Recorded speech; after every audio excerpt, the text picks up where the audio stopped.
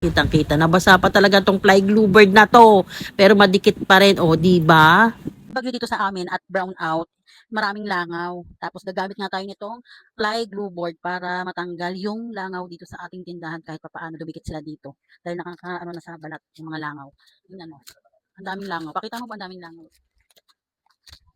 Yan, nakikita nyo, ang daming langaw, di ba? Kaya maglalagay tayo nitong sobrang dikit na fly glue board. Yan, ang dikit niya. Talagay natin dyan para yung mga langaw na yan. Makukulit. Ay, yan, ito siya. Lagkit, ilalagay natin dito kung saan may mga langaw. Diba? Ang daming langaw. Antayin natin silang dumikit. Ito pala yung gamit. Ulit, ito yung gamit natin. Fly glue board. Yan. Kaya kung gusto nyo rin ito at maraming langaw dyan sa inyong bahay, ilalagay ko na lang dyan sa aking yellow basket kung saan ko ito nabili para makabili din kayo nito. Ayan, meron nang nakadikit na isa.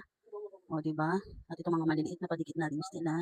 So, ayan, maglalagay pa tayo ng isa dito dahil sobrang dami pa nga ng mga langaw na yan. Nakikita nyo ba yan? O, yan. Sobrang dami nga ng langaw ngayon. Dadagdagan pa natin ng isa pang side glue board. Ayan, maglagay tayo dito sa kabilang side. Ang dami langaw. Mamaya, ipapakita ko sa inyo kapag marami na itong nakadikit dito ng langaw. Sa ngayon, lalagay muna natin siya. Ayan. Lagyan muna natin siya dito. Ayan. Ito. Ayan. Ayan natin yung dito.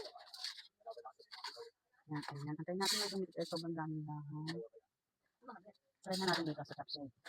Toink. Yan na. May dumikit na.